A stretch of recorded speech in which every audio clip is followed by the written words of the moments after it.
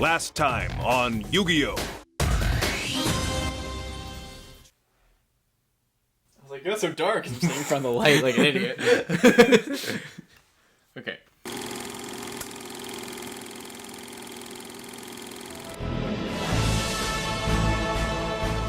Okay at best.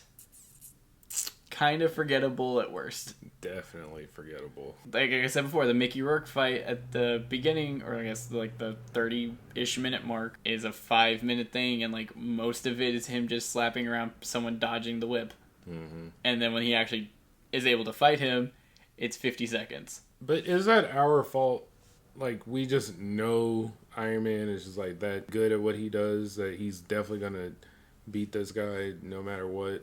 Or is it how it was written? Because I think it's both. I know that, okay, without his suit, he is a little vulnerable. But I know as soon as that suit comes on, like, it's pretty much game over for whatever villain. Mm-hmm. Like, even in the finale of this one, I was just like, it's War Machine and Tony Stark versus this guy? He's dead. Maybe that's just me. I think a bigger issue with it kind of comes from the fact that it definitely just feels like either one, they didn't really have the budget to go extensively as they wanted to, because that's kind of how it feels like with the last fight, because they fight the drones for like 15-20 minutes. So when you finally get to the last part, you spent a lot of time and money making that whole drone fight. Your resources are very limited by the time Ivan shows up, plus you can't have, like, they probably didn't want to add another 10-minute fight scene, which I understand, but Ivan's supposed to be this big threat, but both times he faces them, he basically kicks their ass for a minute, and then they beat him in one move. Yeah.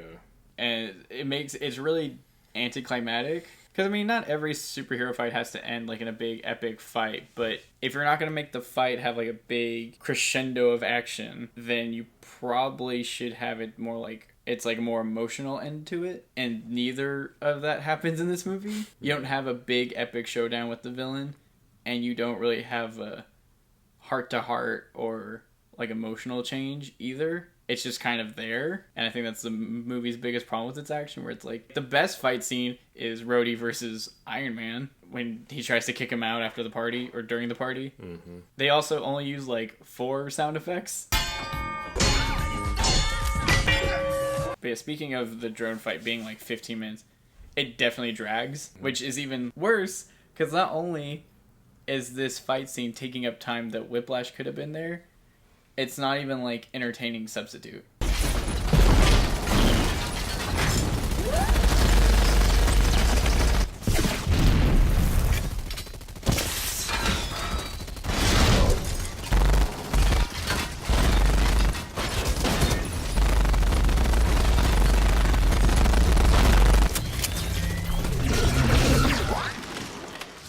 And it goes back to Marvel's big villain problem. Just drones.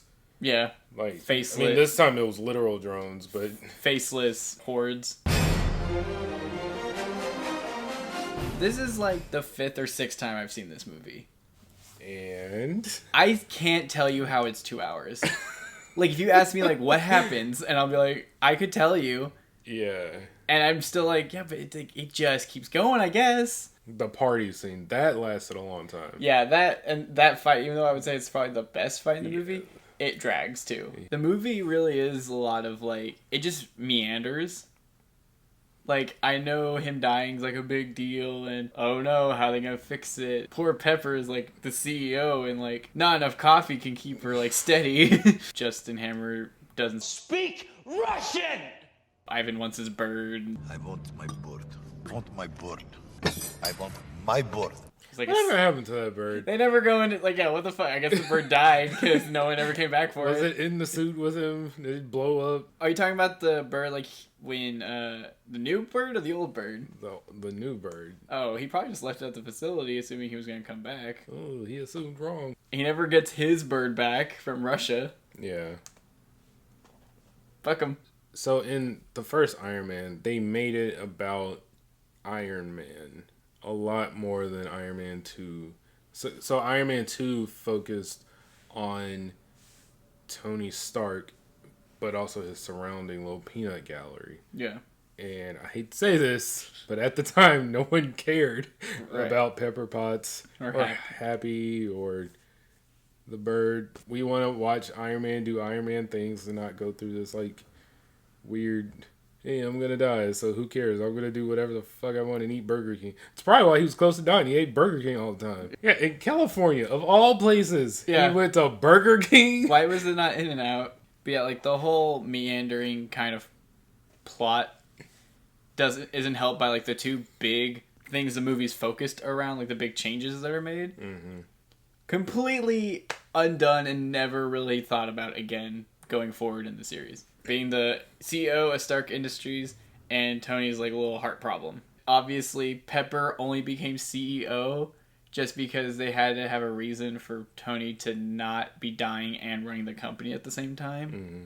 So they had to like, okay, we have to separate these two plots, make Pepper the CEO. But they still wanted Tony to be the CEO at some point again. So she just quits at the end of the movie, and now he's in charge again. Yeah. He's a new man, and now he has his company back. Like, the main things that come out of the movie aren't really centric to the plot itself. The whole arc reactor thing doesn't really do anything. It just gets him a new lease on life, basically.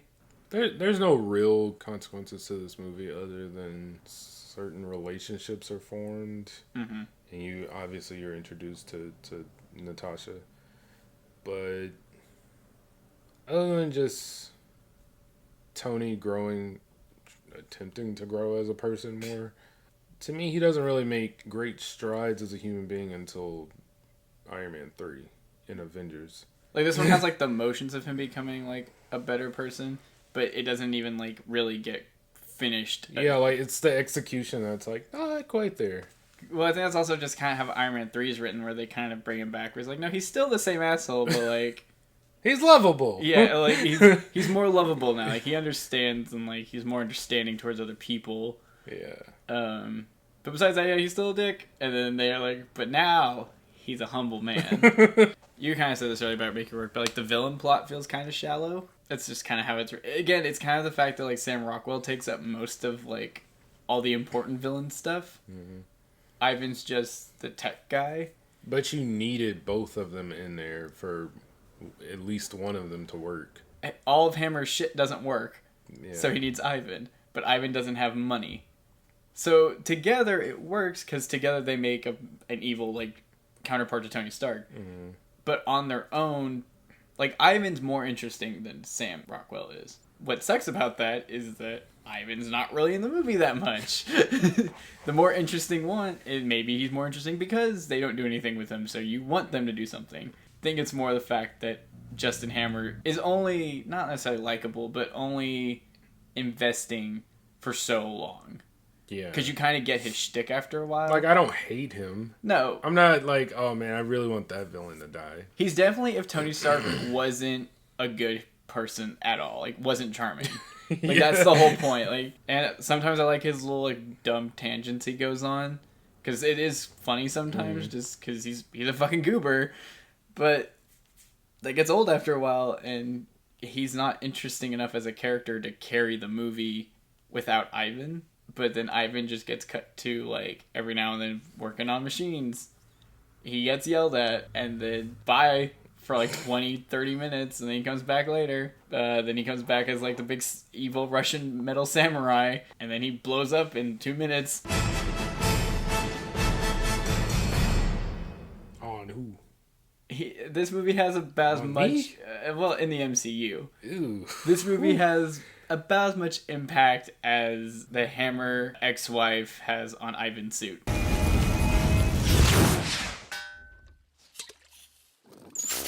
Like I said, nothing about the movie carries over where it's plot necessary. Like, nothing about the movie sticks with you. It's definitely one of the weaker plots and, like, weaker MCU movies just because it's so middle of the road.